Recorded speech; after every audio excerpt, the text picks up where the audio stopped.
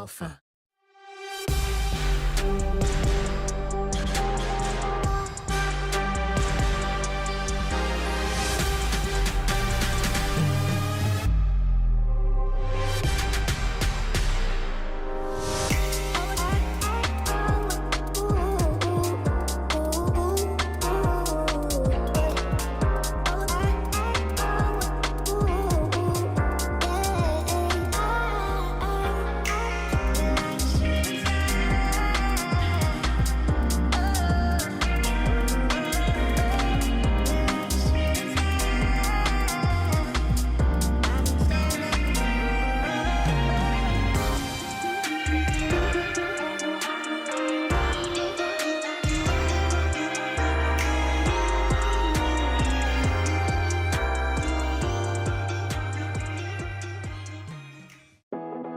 Meet Swit's latest RGBW panel innovations, the Van Gogh 70 and Van Gogh 100 LED panels.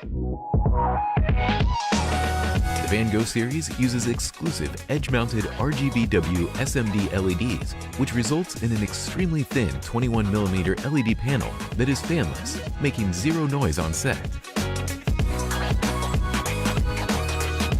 The time division drive technology makes Van Gogh up to 60% brighter than its competitors in RGB mode. You can count on extreme color accuracy with a very high CRI and TLCI. Thinner, lighter, brighter, and quieter. These are the Van Gogh Ultra Slim RGBW panels by Swit.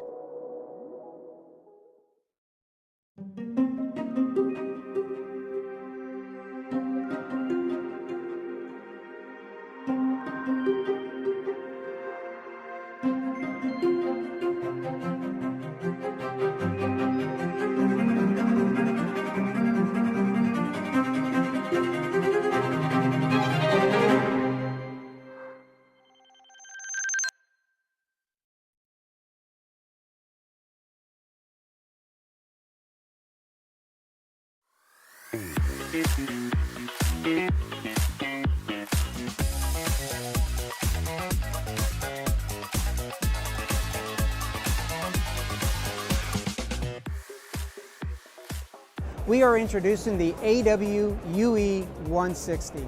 This is truly a groundbreaking PTZ. We have a newly developed 4K sensor, and this new sensor technology allows us the highest sensitivity within a PTZ on the market today.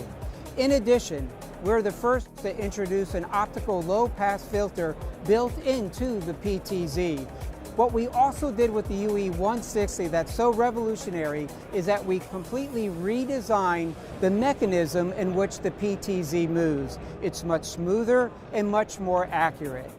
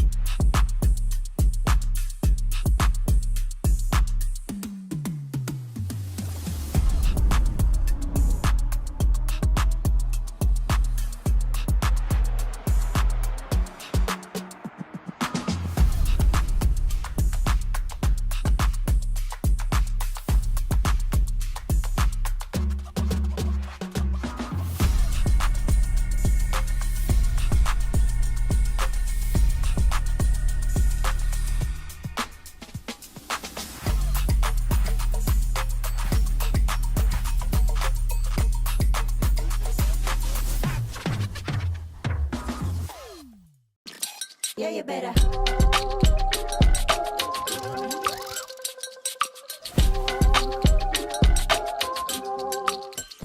Yeah, you better.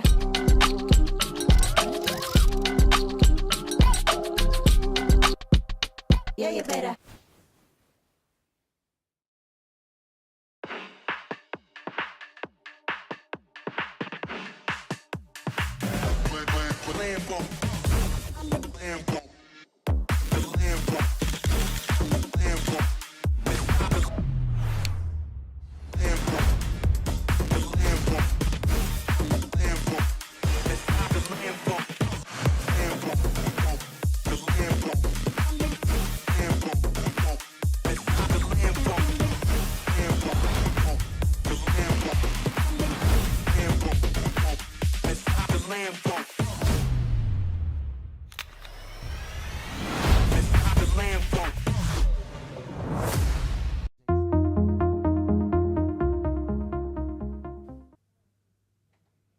Hello everyone, welcome to ProAV TV. Thank you very much for joining us. I can see Stuart Moore's already chimed in with greetings from Berlin. Thank you, Stuart. Thank you for joining us. So we've got another refresher on a Canon product today. We did the R5C a couple of months ago. Was it last month? A couple of months ago, can't remember now. Last month, I think. Last month, and that went down really well. People really responded to that live stream with some fantastic comments as we went. Often there's a temptation in what we do to only really talk about the brand new releases, whereas I think that's not necessarily the right approach. You know, these are professional tools which have a good lifespan. So it's nice to revisit the cameras every now and again, touch base on what's changed with those cameras, any updates that have happened, ask any questions that customers watching may have, and just have it as a bit of a refresher is the idea behind these streams. So I'm joined once again by Tom. Thank you so much for doing this again. Thank you. It's good to be here. So CNarc TV, hello everyone. Hello. So as I'm proving, I can see all of your comments as we go and bring them up at any point. So as we head through, I mean, you've prepared some slides for us kindly. So we'll use those to sort of structure the stream, if you like. But really, this is about you all watching, you know, the questions that you have. How many of you are familiar with the C70? How many of you have never used a C70 before? In fact, that would be a really interesting thing to get us started. Let us know if anyone watching, if you've never used it before, put that in the chat. If you use it all the time, if you own one, I own 10 of them, put that in the chat, you know. Tell us what your experience level with the C70 is. To kick us off would be good, interesting to know. But yeah, I think should we start with a little bit of a grounding? Yeah. Pretend it's a new product kind of moment. So, yeah, because I think it's, as I was saying, it's kind of an exciting product really, because even though it was released over a couple of years ago now, there's so much that's been added to this camera since about 3 years, maybe even longer, maybe 3.5. I think now. So, I mean, since it's been launched, there's been so much added to it. So it's almost like a brand new camera from in comparison to day one. So I think there's quite a lot of interesting bits to talk about, and maybe some features that perhaps people didn't even know were there from the beginning as well. Absolutely. So we'll kick into it. So to begin with, just a little recap on what the Cinema EOS range kind of consists of. So traditionally, before we had the R5C and C70, it started with the C200. So then you got C300, 500 and C700. So all our like production level cameras, documentary, filmmakers, high-end corporate, that sort of thing. But then we've recently had the additions, of course, of the R5C and the C70. Mm-hmm. So R5C we covered, as you said, the other week, and that is more of the hybrid cameras for those looking for primarily video but wants to take still great photos. Then R5C is kind of the camera for you. But what we're focusing on today is C70, which is the video only, the dedicated entry into the Cinema EOS lineup, basically. And of course, it does look slightly different versus some of these other cameras on here. So kind of the background behind it was bridging that gap between Cinema EOS, but also the DSLR and mirrorless world, because people wanted something that was compact, yet still had all of those great features that we associate with Cinema EOS. So the great build quality, the easy to use menus, the video orientated kind of workflow, if you like. There's a lot here that suits that kind of person that wants to use this product. I remember that distinctly when this was launched, and that was the main thing about it. It's easy to forget that nowadays that we're so used to the camera, but that was the main thing. You know, Canon had made a Cinema EOS camera that felt like you were using a mirrorless camera. There was a lot of people at the time comparing it to the 1DX Mark III and that kind of shape of camera rather than a C300. Yeah, which was so interesting. I mean, you can see in that photo, it's a lot smaller when you put them side by side. Yeah. But you're still getting a lot of features crammed into this pretty small body, really, for what you're getting. Absolutely. So first thing you may notice is the fact that it uses the RF mount. Mm-hmm. And this was the first one in the Cinema EOS range to use the RF mount. And the reason we did that is just in terms of the capabilities of the RF mount going forward, is what we can do with the lenses, the new communication, so giving you things like better IS, which we'll cover later, better autofocus improvements, and then of course you can still use our adapters, which work flawlessly if not slightly better, just because of the new mount being like a little bit more fast in communication. And it does mean that also there are some smaller lens options out there as well. So there's a lot of benefits to going towards this mount system, but still no reason why you can't still use your EF glass with it as well. So kind of some of the top kind of talking points around this. So we talked about the RF mount, the body just being lightweight, the fact it's I think it's around 1 kilo, so it's quite light for this style of cinema camera. And then the big thing for most videographers is the fact that it has the built-in ND filters. Canon had to completely redesign the ND filters because in the C200, 300, 500, basically all of our previous Cinema EOS cameras, of course, they had an EF mount, so they had plenty of room to fit that ND system in there. However, when you see how narrow that flange distance is between the sensor and the back of your lens, there's not much room at all. So they literally had to halve the size of the filters being put in front of the sensor, and still somehow managed to get 10 stops of ND out of the ND system. So, and I think this is still one of the only real cameras on the market with both an internal ND system and a short mirrorless style flange distance mount. I can't think of. Let me know if anyone thinks of one. I can't think of one thing.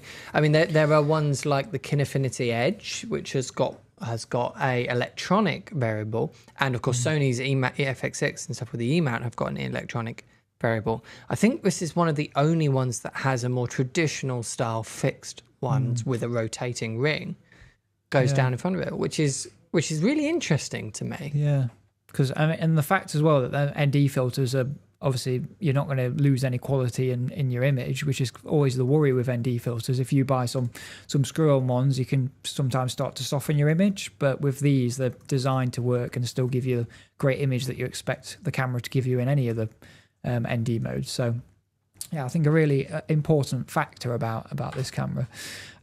You've also got the multifunctional grip. So unlike the other cinema cameras where it's like a detachable grip, this has got a lot more functionality because there's a lot more buttons on the back. And again, going back to that DSLR/mirrorless kind of style, so it always sits snugly in your hand, but lots of customizability. And we'll cover a little bit more on the professional interface just in terms of the I/O that you get with this camera. Yep. One final thing that I really like with this is in terms of the so we've got direct touch control. So obviously people are used to touch screens now. It's kind of a new thing that's kind of in everything in a way. But there's a completely redesigned menu, which is now in the R5C as well, where if you want to quickly access all of your settings on the back, you've got your usual like shutter angle, aperture ISO. However, there's in the top corner is a little cog, and you click that and you get all of your recording formats all under, I think, 2 or 3 pages altogether. Yep. So really nice, short and sweet. So really streamlined, quick little. It's a lot quicker than having to go into the menu, and even though it is pretty well laid out in the menu, there's still obviously a lot of options to go through, whereas this is the key things. You're on a tight string in terms of time. You can just quickly go in, change your recording format, your resolution, just like that, with a few clicks on the back of the screen. So really nice and easy to use is the main thing. Yeah. It's things like that I think are why people who own Canon cameras like this and the previous ones before it like using them so much is they all feel quite familiar in terms of their UI style, and once you get to know that UI, they're very quick and easy to use. They're not a faff to use, really. And things like this really do make they're not an attention grabbing thing to talk about, sort of from a marketing point of view, but they make such a difference when you're using this kit day in, day out. Oh yeah, definitely. And I know from my personal workflow using it is so much quicker. And from mine. So the C70 is what we use primarily. We use that and an R5C to produce all our in-house content for the most part. Yeah. And so, from my experience too, I use that all of the time. Yeah. And of course, as well, within that menu, you even get all your assistive tools. So things like false color, focus guide, waveforms, they can all be turned on and off just quickly within that touch menu. So again, no digging into menus. This is a fascinating comment from George. I just asked in the chat, what great to hear from so many owners, what features have made the most difference to your work. George has just put a little message here to say it's his first cinema camera. He's still baffled by the simple things. The biggest impact for him is that it can be DC powered, which is awesome for his long form video work. That is such a small thing. You can just really easily run it from mains power. Because it's the same mains that you charge your batteries with. So it's all in the box and you're good to go. So it makes if you're coming from the R5 kind of workflow where you might need a dummy battery or something like that, or a separate USB-C power brick and that kind of stuff, it makes a big difference. Yeah. And people don't think about this until they get it in the hand. They go, hang on a minute, I've got this long form content I need to shoot. Absolutely. My camera doesn't do this. And then when you start thinking about it, oh, this one does. So, and even outside from plugging it into mains, the battery life I would put up there as being one of my favorite things about this camera. Even just a smaller BPA 30, but certainly the larger BPA 60s or some of the third-party ones we do, which are 90 watt hour, they can power this thing for hours and hours and hours, and that is so needed in professional work. I think 9 times out of 10 for the shoots I do, a BPA 60 will get me through the whole shoot. I don't even have to change it. It's absolutely brilliant how long it lasts. Okay, so just before we crack on, we've had a question from Jim Ballard. A needed tool, Panasonic has already implemented it on its VariCam LT. Call it VariCam. Would be the EL zone system to check exposure. DOPs want this innovative and better adapted to their work tool. It's more modern than false color. This is such an interesting trend at the moment because cameras are only just getting false color, which is fantastic. And the C70 has false color in it. And again, it's a tool that I use for exposure checking all of the time. EL Zone is sort of a more cinema orientated version or alternative to false color, which I'm seeing this being asked for by customers to be put in cameras more and more. It's starting to get into some monitors now. I noticed Atomos with their new Ninjas have added EL Zone false color onto those. So we're starting to see it on more and more third-party monitors, which of course is the way to add it to any camera like this already straight away. But it's nothing quite like the amount of trust you can get from having it in camera, because it takes away any risk of the HDMI changing the gamma shift and all that kind of stuff. It's much more accurate to do something in camera. So yeah, that might be a good one to pass back internally. Is EL Zone would certainly make some customers happy. Yeah, well, I think it's definitely any feedback we always get, we always try and pass it back. And if they think that it's worth looking into, then I'm sure they'll see what's possible. But and Massimo's also chimed in saying he's got his camera a year ago, very, very happy with it. I have the impression that to use it 100%, like RAW, for example, you have to edit only in DaVinci Resolve. Final Cut can real XF AVC all I 50p. Maybe really only handle XF AVC all I 50p. Right. That's an interesting one, because all I 50p it does edit very well. So that's probably why Final Cut. It'd be interesting to know how recent your computer is. I'm assuming you're on Mac, considering you said Final Cut. So let me know which Mac you're using. We use M1 chip. That's what I use. I think anything M1 upwards or the Windows equivalent should be able to play it fine. We can certainly handle RAW very easily in Resolve on ours. I'm not a big Final Cut user. Some people here are. We tend to do a lot of our production, though, in H.265, which on the new Apple M1 just flies. And you guys have enabled properly in your cameras, unlike Sony. I do also love Sony, but in their H.265 implementation, they only let you record 4K H.265 in 50p or 100p. They don't let you do it in 25p, which is just so strange.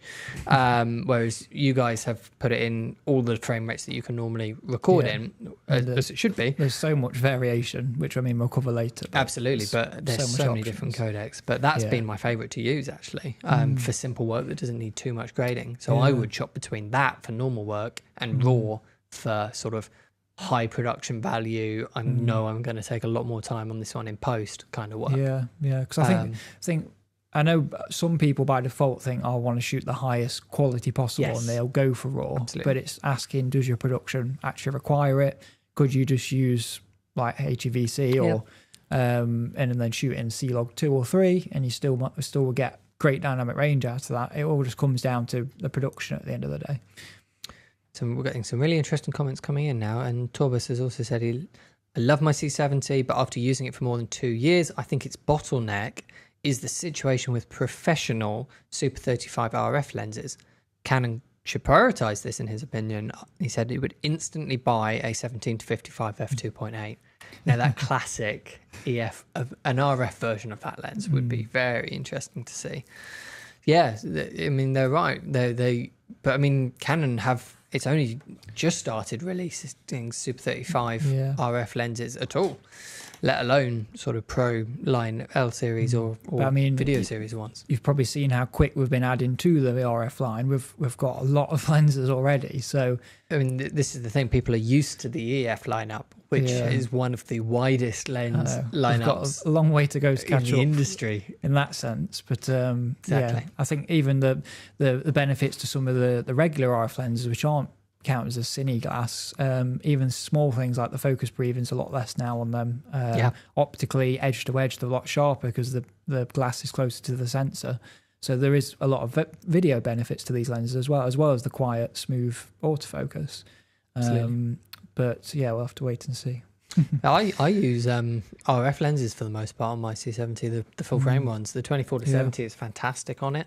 The 15 to 35 is very nice. And the 50mm 1.2 is probably my most widely used lens now for the content we make on YouTube. I love that lens. They're both on the R5C and the C70. That is, I mean, it's an expensive lens. It's not going to be one that everyone can rush out and buy, but that is, I think, my favorite lens I've ever used. It's a lovely, lovely piece of glass. Yeah, it really is. Oh, again, more comments coming in. Recently, Canon updated their XAVC codec. Is there an image quality difference between using that and H.265? Have Canon recently updated their probably XAVC? referring to the different bit rates you can choose in the All-I, because there's quite a few options now. So if you want the higher bit rate or the lower bit rate, then there's a higher option, because you now get all the way up to 600 megabits in 4K 60 in All-I, which is very high, but there's also the option to go down to I think 400. So is there an image quality difference? Is a very hard thing to answer. So we used to make all our content in 4K XFAVC at it would have been 300 megabits a second on the C300 Mark II and on the C70 when it launched. So that's what we used to use. When we moved to 4K H.265, our file size went down by to about a third of the size, something like that. I think we're on 150 megabits a second now, or 100 megabits a second maybe. It's much noticeably smaller, and it's noticeably quicker to copy across at the end of the shoot, which was the biggest difference by a long way. In terms of image quality difference, for the content we make, which is the important bit of the sentence, for the content we make, we found that there wasn't a noticeable image quality difference with or without grading. And we pushed around it quite a lot, couldn't see a huge amount of difference. Now, that's not to say in all jobs you won't see an image quality difference. H.265 is a very modern codec. It does perform very well, but it is a long op codec, and so there isn't the same amount of information in every single frame, and so there is potential to have compression artifacts as there is on every particularly long op codecs. So my advice would be test it for your own work. Have a sort of shot that you tend to do, and do the same thing in both XFAVC and in H.265, and just start trying to use and abuse that footage and see see what happens. See if you notice any of the difference. That was the test we did. We found that we couldn't see a difference, and so we chose the easier life of why not save yourself the file space, the costs, and everything that comes with it. So exactly, if it works for you. We won't spend too much time on this one, but Corey said hoping for a C70 body with a full frame sensor in the near future. We had a quick little chat about this off camera before in terms of we sort of said something along the lines of, I bet we will get the question of when's the next one coming. And of course the answer is who knows. But what we found interesting is what would people add? I mean, there's full frame. You would argue that would turn into a different camera than the C70. That'd be like probably have to be physically bigger. An RF version of the C500, something like that. It could potentially be a very different camera at a different point in the lineup. But let's say you guys were tasked with designing the next C70. What would you put into it? What would you like to see? Because we're some interested answers. Yeah, I think. let's find out.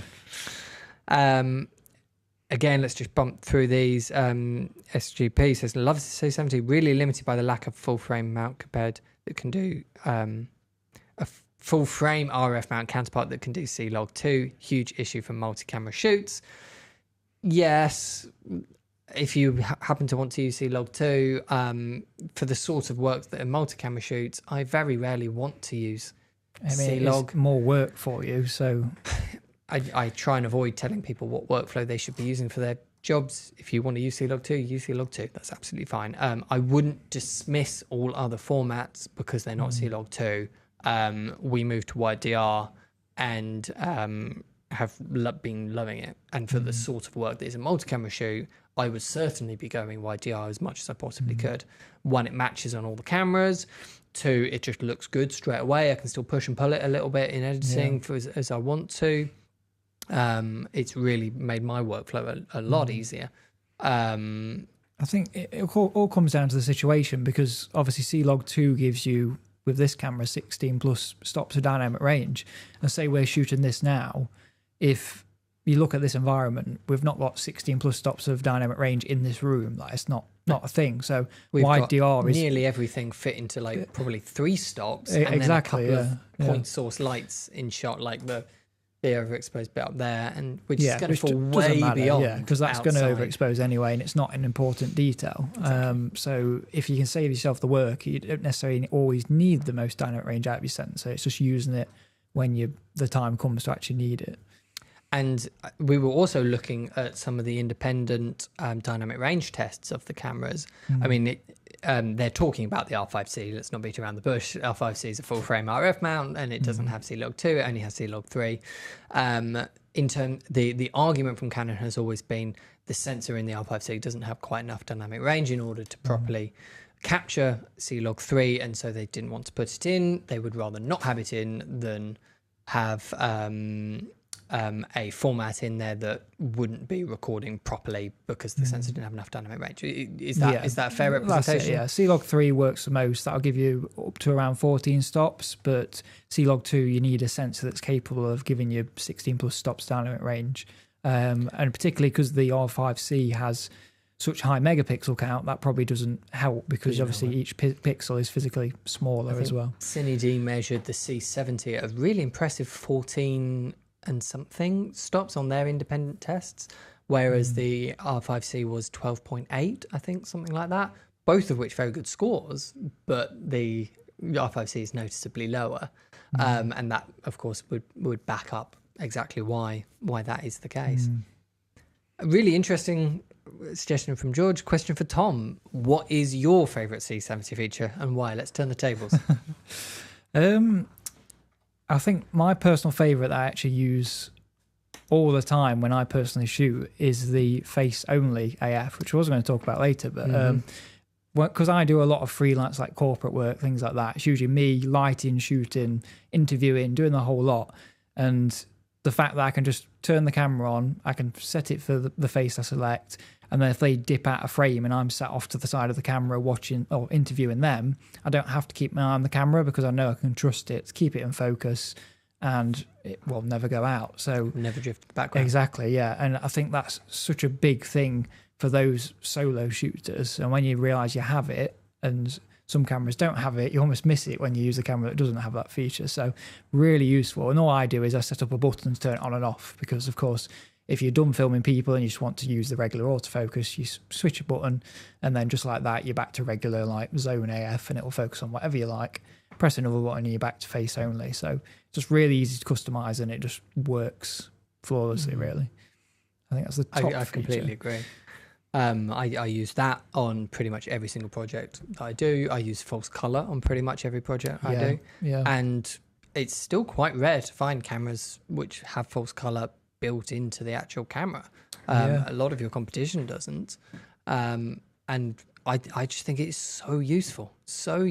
I just know where my skin tones sit in terms of the balance between the different colors. We've done the same sort of tests with each person in the team that's on camera and where we like to expose each other's skin, and just means that we can just set up a piece to camera, quickly toggle false color on and adjust the key light until we've nailed it and then turn it off. I use it a lot, especially outside when it's brilliant. If it's super bright sunlight, and of course, as with any LCD screen, if you're in direct sun, it's sometimes a bit difficult to see. So the fact that you stick Volx color on, and as long as you can see a few colourful blobs almost, you know that your skin's in and the sky's not blown out, then you're kind of good to go. So. And just having that push of the button on the side, one, it's in the camera, and two, there's enough buttons on the camera that you can give up. So I've turned zebra, I think, into just turning on false color, so that I can just really quickly toggle on, toggle off.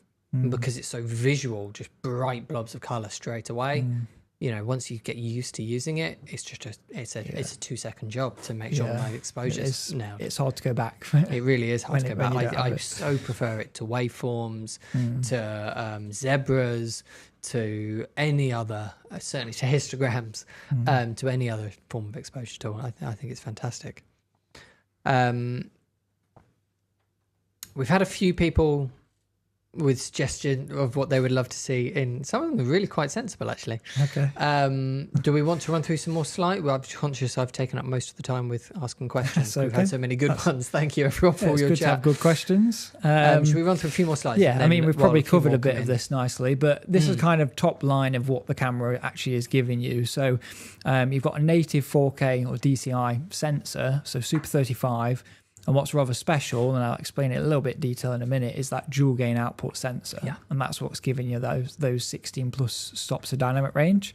And that's the same sensor as the C300 Mark III. Yeah, so that's using that same technology. The core middle ground of your lineup is based around this DJ sensor, and that sort of is their main defining feature. Really, because I think for me, if we're going back to favourite features, when you just see the image out of it, especially when you go outside and shoot something that needs that dynamic range, it just always just looks good straight out of the box. It's one of those you have to almost see it to believe it. But that's the big thing, is that sensor. You can get 4K up to 120 in it, with a few variables in the recording formats that you use, which we will cover shortly. And then we were talking about assignable buttons. It's probably got one of the most amount of buttons on a camera, to be fair. You've got 13 different buttons, all numbered down the side there. So anything you like, you can kind of customize to whatever you want. And we talked about the battery life just being, as we say, that outstanding battery life, because I think it is. The fact it runs for so long is rather impressive, to see the image you're getting out of it. So who's it for? And this is always a very hard one to nail down, because really this camera, and especially as we've added updates to it, there's almost not a wrong person for it. I mean, this is just a short list of potential people, but I think because it has so many functions and such a good image at the lower end of the price of the cinema world, I think it can fit into anyone's production. So whether you're a small solo shooter, or you go into more higher end corporate and like news, documentary, we're seeing these being used loads. In particular for higher end productions, we're seeing this as probably one of their favourite B cams, whether it's being used with our cinema cameras, so like C300 and C500, or even some of the other high end cinema brands out there, that it's actually being used a lot for the B cam, just because of their size and format of it, and the image slots in nicely with their productions. So lots of people out there, I think this will fit nicely into. Now, touching on that dual gain output, this is effectively what it means, what it's doing with the image. So effectively, it's taking two signals at the same time of the sensor, one at a low amplification for the highlights, and then one at a high amplification, bit of a tongue twister, for the shadows and noise. So when it combines that all together, that's what's giving you effectively this 16 plus stop high dynamic range image. So really impressive performance. So as well as giving you great dynamic range, it also means the actual noise level of the image is a lot lower. So you're getting such a clean image, even when you're cranking your ISO up that little bit. You get a fantastic image straight out of the box, really. Absolutely. And the camera, or in any tests I've done, performs so well specifically in shadows. Like the bit of this technology that seems to have had the most impact for me is that high amplification signal for the shadows and the noise. Like, it really clean. They're remarkably clean. Every time I drop the footage on my timeline and even just convert it from, say, C-Log 3 to Rec 709, and I look at it, I'm like, how is there no noise there? Like, we're shooting in a dark room with a bit of a dark patch in the corner. It does a brilliant job. Yep. So I know we was talking about full frame. So just as a bit of an idea, or if some people aren't even aware, we do have the EF EOS R 0.71 times mount adapter. So effectively, this will give you almost the full frame angle of view just by using this adapter when using EF lenses.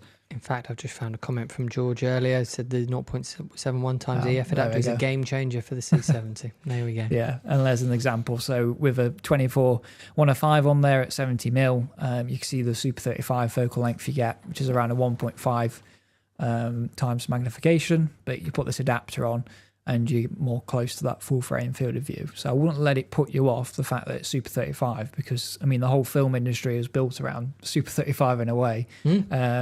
It's just obviously there's a lot of talk of full frame at the minute, but definitely worth considering. Yes, people want full frame, but what people want more is image quality. And so the question is, would you take a Super 35 that has better image quality or a full frame? And you know, they are slightly different with different quirks, but in terms of an all-rounder camera, a lot of people prefer the image out of the C70 to some of the full-frame ones in your lineup. And I think that is because of how good this TGO sensor is. And so, I have both the R5C and I love the R5C. We use it a lot, but my main camera is the C70. And it's not just because of the practicality. The image is really nice, really nice. It's just the way it handles the skin. It just has that look to it. But yeah, I think it's the whole mindset. I think people associate full frame or EF lenses with that focal length. But once you get your head round, a 24-70 just looks slightly different on a Super 35. You soon adapt your workflow to it, and it's not really an issue. So moving on, a big thing that's sometimes perhaps forgotten with cameras is on the audio side of it. So a couple of main shouting points of this. So to begin with, we do have the monaural, so built-in stereo mics, which is rather important. So they're actually on the body. So if you've got no microphones connected, you're still getting some sort of scratch audio, which I think is really important. And then also audio connection-wise, as well as 3.5mm jack, you do have the two mini XLRs. In order to keep that body size down, so you're going to get cleaner, more professional audio. And then my personal favorite feature, for going back to favorite features again, but the fact that this camera records 4 channels of audio, the way I use it is if I have 2 different microphones plugged in, so say you're booming an interview and you've got a lav on as well, you can then set channels 3 and 4 at different gain levels for those 2 microphones, because then effectively if they speak up, you've got that backup at a lower level for those microphones. If they speak up, or if you've messed up, exactly. It's a really good save your bacon kind of feature. Yeah. So you can set that level manually, or you can even just leave it on auto if you want your backup to be just automatic. But either way, it's really useful. And obviously you've got the physical audio controls on the back for those 2 inputs as well, just hidden behind the LCD screen.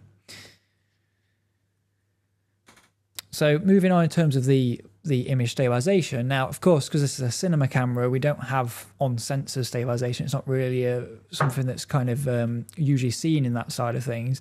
However, it does have electronic IS. And what's rather clever is if you use it, if you turn it on and then you use it with an RF lens as IS, they actually work together. And we see this in the IBIS side of our EOS R cameras. They do a very similar thing, but they're using on-sensor stabilization.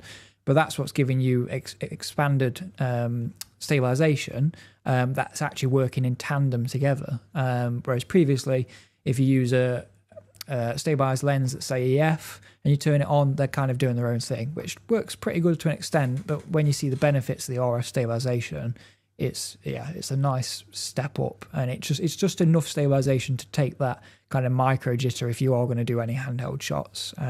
Even so, if you don't have an IS lens, say you're using one of our cinema primes, if you put one of them on, if it's manual, you can actually input the focal length of the lens, and then it will actually compensate, knowing that it's, say, a 50mm or whatever lens you're using. So it's not just completely guessing and stabilizing whatever it thinks.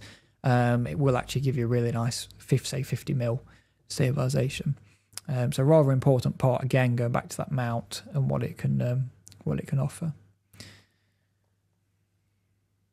So going on to the codecs within this, now there is a lot. Now, bearing in mind, when this camera was released, it didn't have any RAW functionality whatsoever. So yeah, let's just start with a little bit of a grounding of what was in the camera when it launched. There was no RAW. No. There was long op or XF AVC, but XF AVC was only 25p, right? You couldn't do 50p or 100p in that. It had to be long op.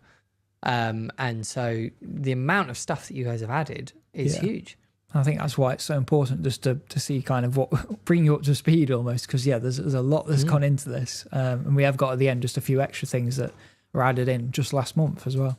And also it uses SD cards. Yes, it doesn't have CF Express like the R5C does, or CFast 2 or anything like that.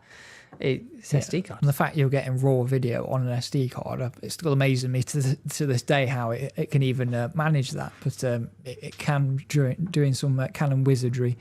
But I mean, Cinema Raw Lite, just for a bit of background, we've had full RAW in, say, like a C700, but you need like a codex recorder. And of course, full RAW comes with its limitations of the sheer size of it. It's not made for everyone's workflow unless you are high-end production. Whereas Cinema Raw Lite is designed for really anyone to use if they've just got a computer that can handle it. So it's approximately a third of our regular RAW. And the bit rates, especially because you've got 3 to choose from, a couple of them there are actually less in bit rate than XFAVC. So you're getting a RAW codec for less size than XFAVC. So it gives you a bit of perspective on how small these files are, but still giving you the capabilities of RAW. It's huge, as long as you've got a computer that can handle it. But to be honest, we're not talking about unrealistic computers when we say that. We're just really talking about something that was released in the last couple of years. If you've got a 6-year-old computer or something like that, then you probably want to stay away from it. But if you're up to date with your computers and you've refreshed every few years, then you should be able to handle this. The data rates are something that we're all used to. They're reasonably quick to edit in Final Cut and in Resolve, and I think in Premiere as well now. It's very practical. There's nothing to stop you shooting proxies in camera as well, because I was going to cover this later, but you've got 2 cards in the camera, and you can dual record. So if you want to shoot RAW to one card and XFAVC or something to the second card, you can do that, and then you just keep switching between them.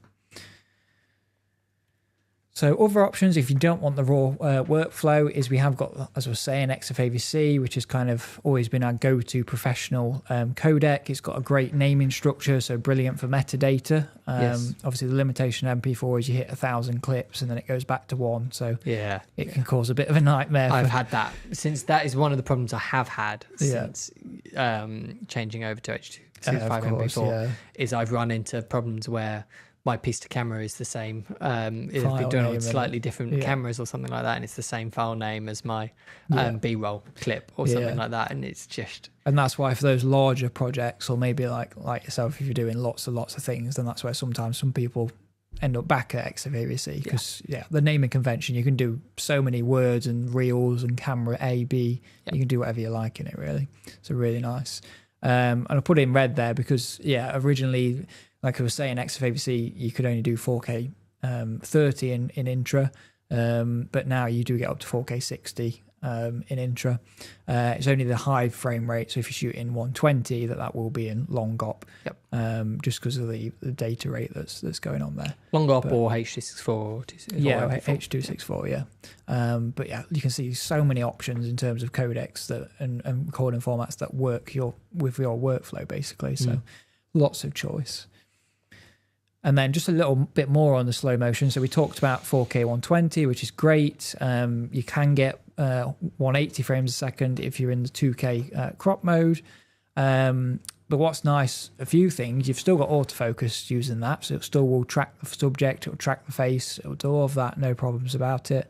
But you can also record audio with it. So for those that still want to capture the moment and the audio side of it, there is the option under a separate recording mode. So instead of slow and fast, you click slow and fast with WAV file, and it will create a separate audio track that's recorded independently. So good for those productions that need the audio with their slow motion, effectively.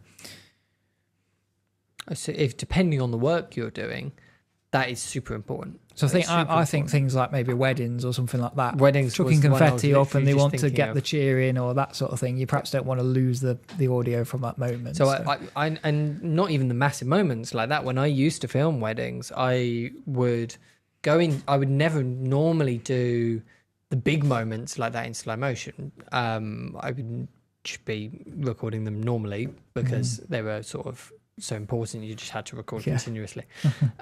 What I would use the slow motion for is those sort of beauty B-roll shots in between, the kids playing in the garden, the lady sipping her champagne, that sort of stuff. And for that kind of filming, I would always have a simple on-camera microphone just capturing ambient sound around with me.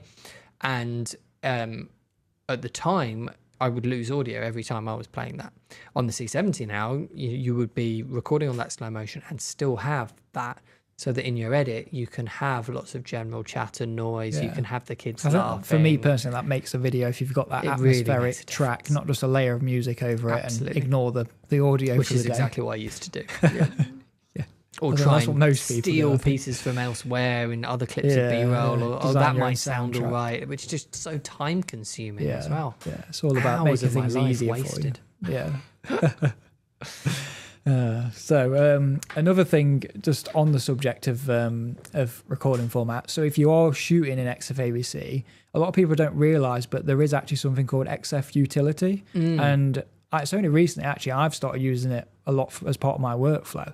So when I'm offloading footage from my C70, instead of just drag and dropping it into folders and then drag and drop it again to another folder, and which can get a bit messy. If you walk away, you don't know if it's properly finished. If there's an error, how do you know properly? Whereas with this software, you can actually there's basically a backup option where it can back up to 2 separate locations. You just press backup, you set those 2 folders, and it will even give you like a message report saying successful or there's an error, missed a clip. So it's that kind of peace of mind. Nice. And then the other thing for me is if you quickly want to look back at your XFAVC footage, it can be a bit tricky unless you drop it on a timeline usually. Yes. And of course, if you're shot in log, it doesn't obviously look great if you just want to quickly look through your rushes.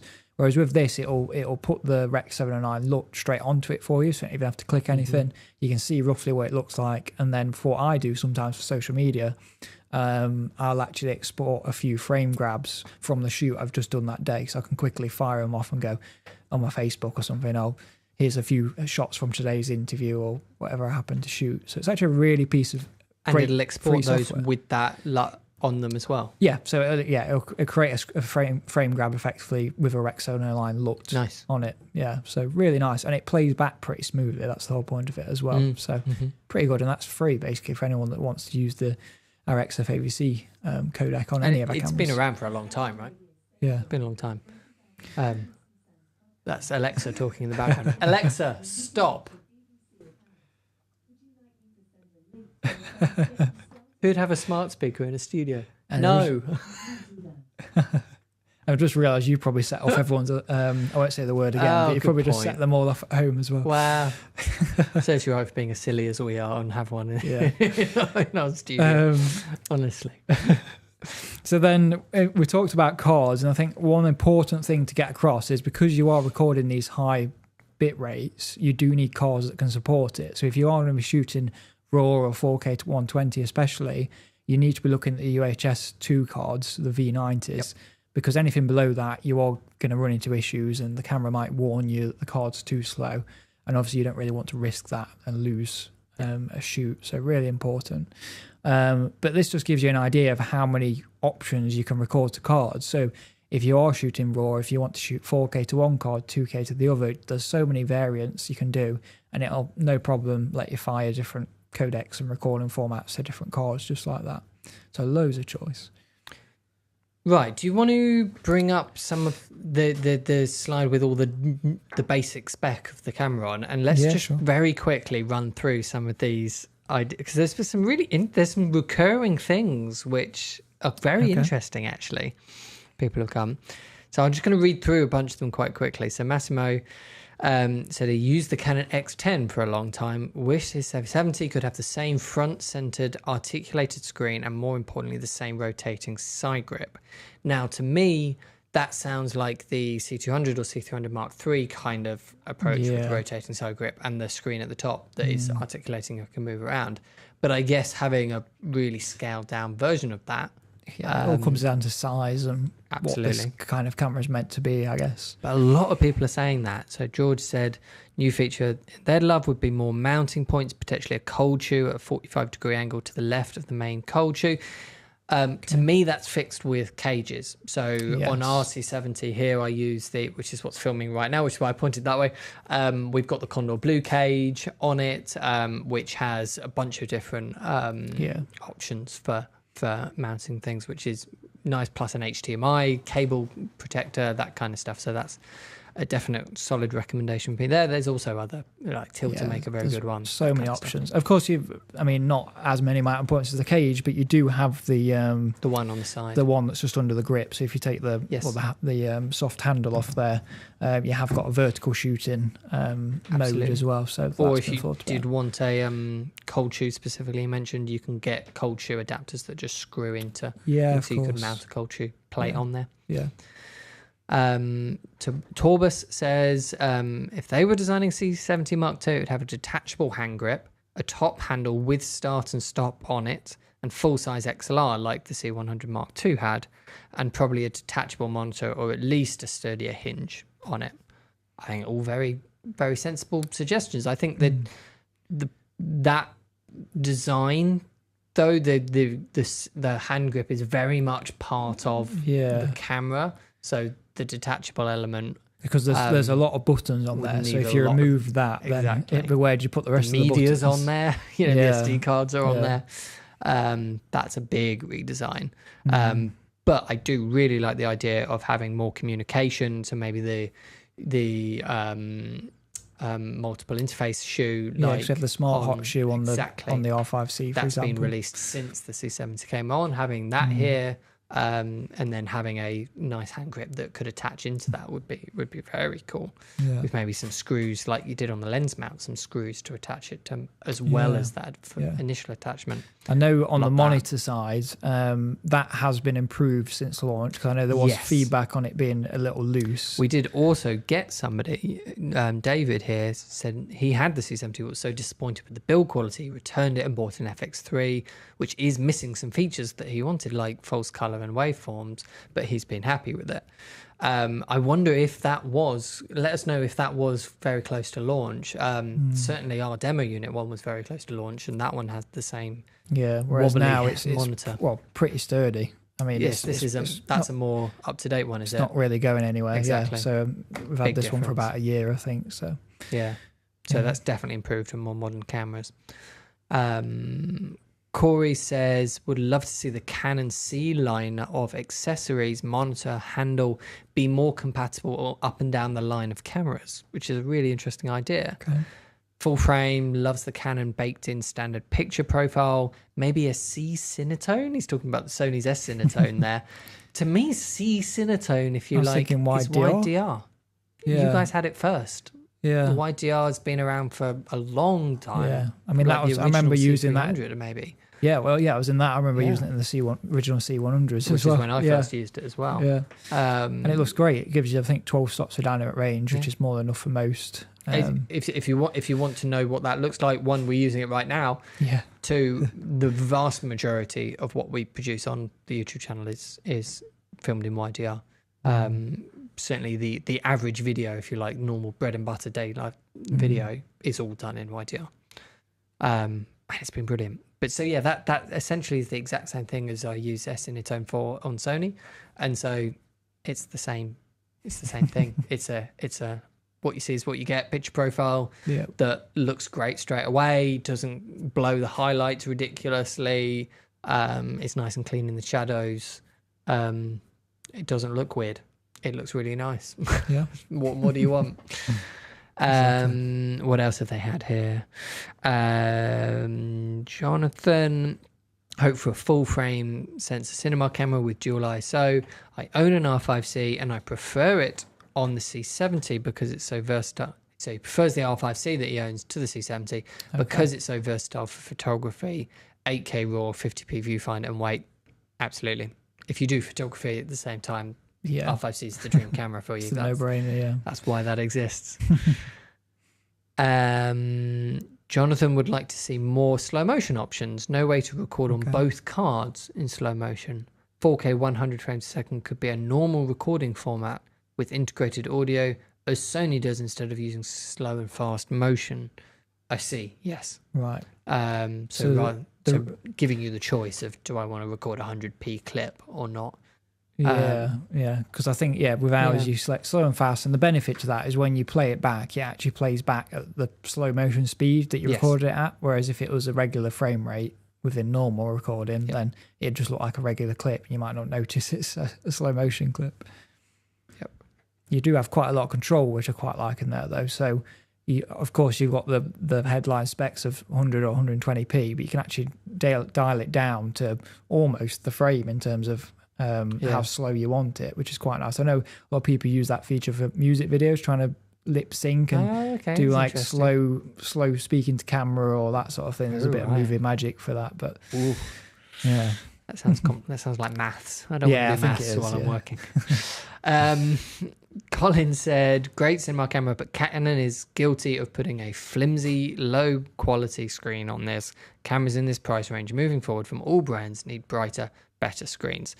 So I was going to say there's a bit of a tip on that in terms of the brightness. So in the menu, and I'm going to do it in front of me just to remind myself what I'm looking at. But if you do go into the screen settings, so it's in the monitoring setup. You've got LCD luminance. So don't adjust the brightness. That's what most people try and do, and then your exposure is then always way off if you're trying to eye it on that. So you adjust the luminance, and you can actually +2, and it gets so much brighter. So much brighter. And I found that's perfect outside. It's more than enough. So I literally turn that on when I go outside and off when I come inside. Yeah. And just have it there. Yeah. I should really put it. I do it so often. I should put it on an assignable button. Really. Yeah. Yeah. And George, full enough, he says, Tom's on it. Have you upped the luminance on the screen? Yes. And I as a whole, I agree. Cameras could do with a slightly bigger screen on them. For example, the size one on the C300 is lovely. However, this is a small camera, and having a huge screen on a small camera can sometimes get a little bit unwieldy. There's always compromises with everything. So it's hard. Yes, I would love a bigger screen when I'm operating, but then it might... But then that's where you look at the C300 Mark III, because you're getting that similar image to this, but it's designed around the larger production, if you like, or even just someone that wants to rig it up on a slightly bigger build. Yeah.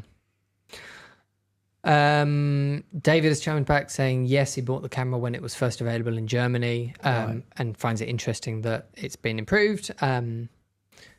Kind of curious if the new C200 Mark II is just around the corner. I mean, who knows? Who knows? We can't comment on any new products, of course. What else have we got here? Massimo, I wish I could see false color and zebra playing back recorded clips. Also a logo of the log too. So being able to enable false color or zebras And or record it. your lookup table while you're in playback mode. That's an interesting I see one. what you mean. Yeah. I don't think. Let's try and feed that back if we can't do it Yeah. already. Let me just. And a really good question again from George. Thank you for the questions, George. There's been some good conversation starters. Question for both of you. What is your dream C70 setup, lens, accessories, audio, and all the rest? I can tell you, while Tom's figuring out the playback thing, I can tell you what we use. I've already touched on lenses a little bit. We tend to use the RF lenses, a 16-35, 24-70, and the 51.2. I would love to see more primes from Canon matching the 51.2. Other focal lenses I want to see a 35, 24. There's that natural lineup of RF mount primes that I'm assuming is going to be filled. You have been filling them in over the last few years. I'm assuming that's going to carry on, but there's definitely a few there that are missing in our workflow, which would be lovely to see. But yeah, that would be my dream lens setup. I've been super happy with those on the C70. I use the autofocus all the time, and we also use the digital IS sterilization quite a bit when we're out and about doing something really quickly and handheld. So being able to turn that on and off is brilliant. In terms of the rest of it around it, we use a Condor Blue cage. We use Sennheiser AVX for our audio, and we use a wireless video sender. So we're using the SWIP one primarily. We also use Holyland sometimes to send to a larger monitor, which is normally either the OC Megamon or the SWIT FM21. To have a big monitor on a stand, about 21 inches or thereabouts, which just what goes with us wherever we are around the studio here, because it's just so nice to be able to walk around and turn it around and be lighting and just be able to see it from 3 meters away while you're lighting. It's very hard to move back.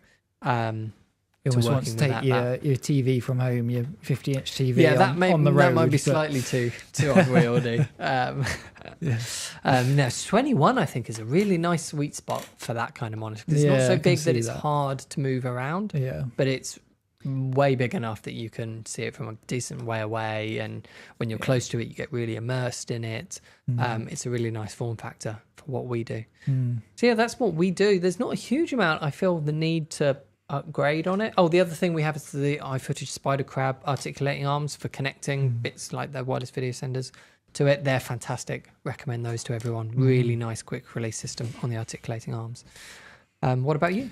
I mean, I was trying to think about it, especially because, like I say, I own this and actually shoot with it. It ticks a lot of the boxes for me. So, to be honest, I'm a bit stuck. Do you add any accessories to it, or do you? Yes, I mean, I usually use like a tilter cage just so I've got more mounting points, and I have my own top handle that I add on there. Just then I can mount like a Ninja 5 onto the top, and then that way I've got loads more mounting points for audio. So at the minute I'm in a bit of a transition trying to decide what audio route I'm going down for lavs, but yeah, and then I think I use a Rode NTG3 if I'm trying to boom someone. Gotcha. But yeah, like I say, for me currently, it works for my workflow. So there's not too much I'd need to change. Lens-wise, I primarily actually still use the RF 24-105 just because on that camera it's so versatile. I don't always need that super shallow depth field. If I do, I've still got a 50mm I can stick on there. But for most like handheld work and like I do a lot of like docu like kind of corporate style videos where you're doing a bit of a background on the company. It looks quite nice using a bit of a handheld look. The IS in the lens working with the camera's electronic IS works perfectly. So it's kind of a perfect combination really. I mean, I guess if you was being picky, you go, it would be brilliant if there was a 24-105 2.8, but of course it'd be a lot bigger. So it all comes down to physics and what's actually possible. Sure. But overall, yeah, I mean, the image is great out of it. And it's a fantastic value for money. I've always liked the 24 to 105 in terms of a recommendation for customers, especially if budget is tight. Yeah. That is an amazing value for money lens. Yeah. It really is. Especially the RF version. It's I mean, the EF one was always great, but the step up in image quality and Image optically, quality's a lot better. It is a lot better. And obviously the autofocus is fantastic, as you'd expect. Absolutely. James has chimed in with another mention of EL zones to the Canon C70, so that's another tick on that box. You barely hear about EL zones for false color. Rewind a year or something, you were barely hearing about it, and it's really a buzzword at the moment for people. It's essentially false color, just with slightly different. Right. It's a more standardized zones for where the colors are for stops. I know false color differs per camera, per monitor, etc. Yeah. Just to answer that question was on about earlier, I did check, and there's no false color in playback. I think currently there's just waveforms. You could bring that up. Yep. But it's definitely something we can feed back. Let's feed it back. I completely agree. Being able to so say you didn't check at the time and you filmed a piece of camera and go, I didn't actually check what my exposure was like on that skin tone, or was that lamp in the back clipping? I didn't look at it. Being able to just play back and toggle it on or off would be fantastic.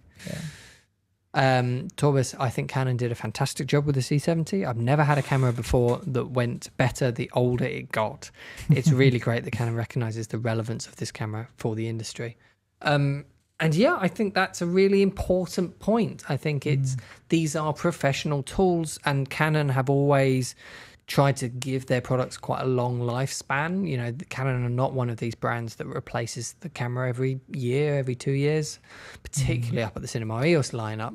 These are professional investment kind of cameras. With these new processors, what's capable, it just proves how much more you can add to them effectively. If you're talking about, say, on the still size of DSLRs, obviously they're quite limited in terms of what you could update on them, because the camera was kind of what you bought. Maybe there'll be a few firmware bugs kind of fixed, but that's it. Whereas with these newer processors, there's so much more you can add in potentially, depending on what's you can get out of the camera. But it's interesting how much, like we said, how much has been added to it since there's been autofocusing improvements.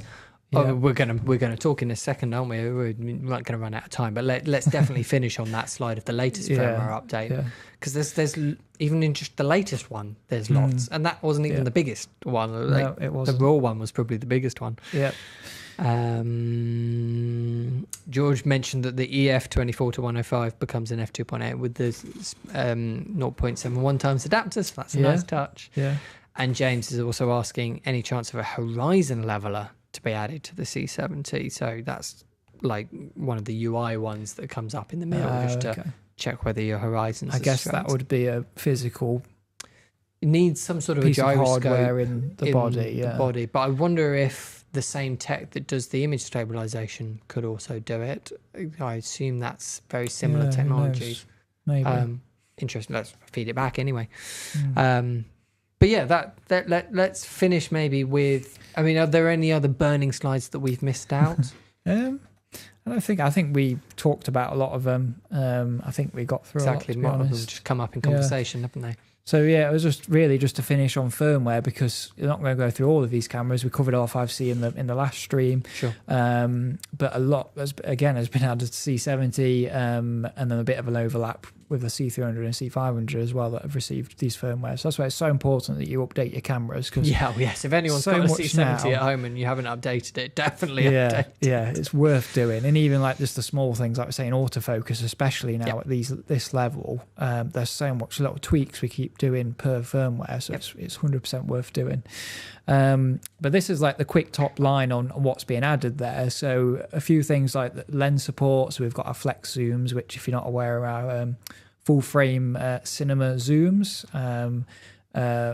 I mean, fantastic pairing if you were to use these with a C70, but if you did want to use them, they've got the support there.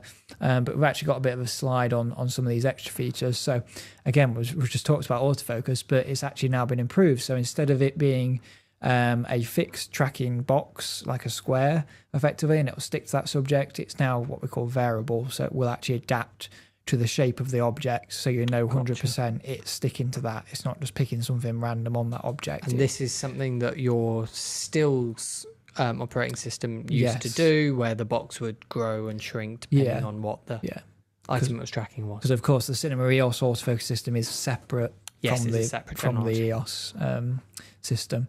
And then a step further, which I really like, is the improved tracking. So of course we've got Face AF, which works brilliantly. However, now if you turn it on in the menu, if it sees the back of a head, it'll actually find that even before a face arrives. So if they're walking away from camera, it'll straight away go to the back of the head. You don't have to worry about the face first looking at camera and then turning around. So it's just these little tweaks that just make your life that little bit easier. And then another one which is probably more popular for virtual production is clear scan resolution. So we've updated how many are in there. So if you're not aware, this is another option instead of using shutter angle or shutter speed. Effectively, it's how you dial in the refresh rate of your camera's sensor, so you're not getting flickering from LED walls, which I think going forwards, virtual production is obviously a huge growing market. So I can see this being really useful, so you're not getting that horrible LED banding that I'm sure we've all seen. And even outside, I've run into plenty. In fact, I'd run into it literally here in our showroom, where things like this are very useful because of the cheap fairy lights that I decided to stick all over which are lovely for doing bokeh tests and all the rest of it. Yeah. But because they're cheap fairy lights, they flicker. And so being able to really jump in and mess about with your frame rate really helps with things like that. It really does. Yeah, no, definitely.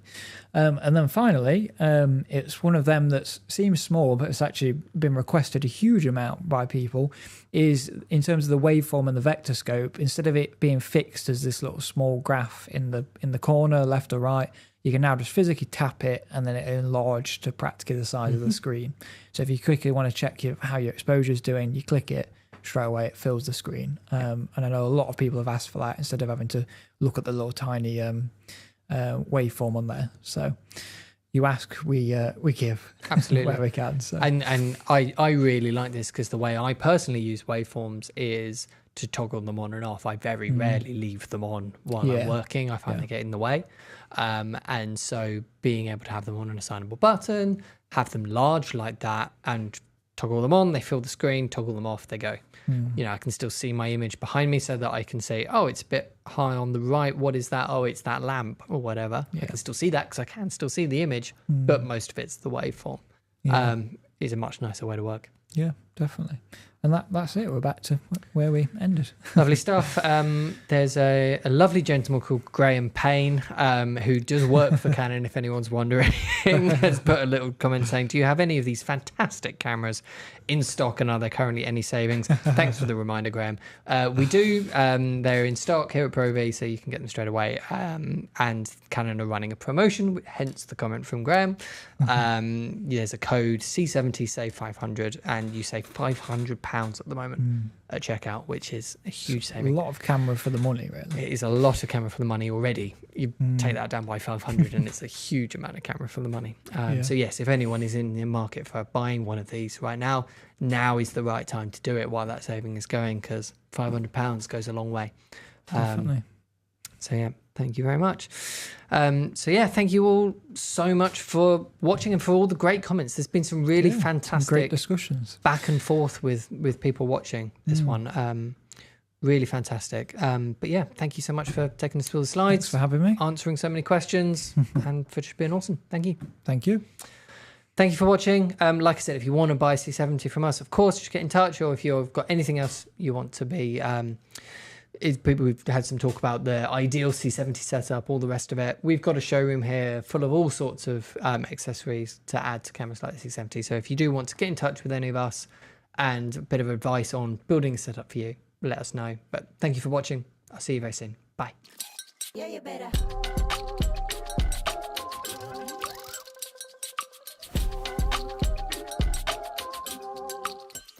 Yeah, you better.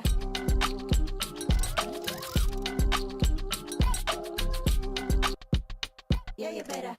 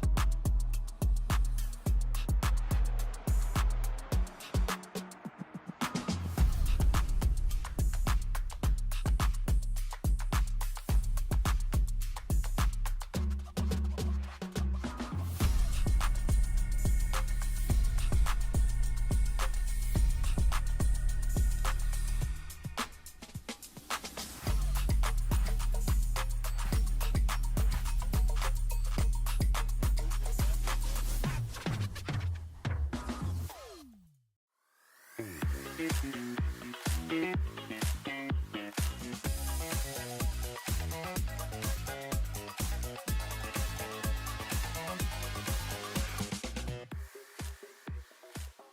are introducing the AW UE160.